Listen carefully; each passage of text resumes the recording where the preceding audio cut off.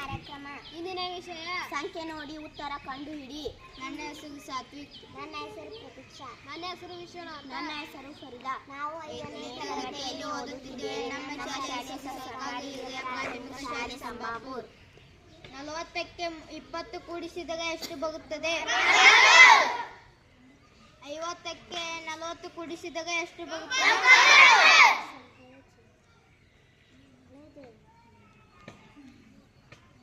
50ರಲ್ಲಿ 30 ಕಳೆದಾಗ ಎಷ್ಟು ಬರುತ್ತದೆ? 60ರಲ್ಲಿ 30 ಕಳೆದಾಗ ಎಷ್ಟು ಬರುತ್ತದೆ? 10ನ್ನು 5ರಿಂದ ಭಾಗಿಸಿದಾಗ ಎಷ್ಟು ಬರುತ್ತದೆ? 10ನ್ನು 5ರಿಂದ ಗುಣಿಸಿದಾಗ ಎಷ್ಟು ಬರುತ್ತದೆ? ಆಗನ್ನು 3ರಿಂದ ಗುಣಿಸಿದಾಗ ಎಷ್ಟು ಬರುತ್ತದೆ?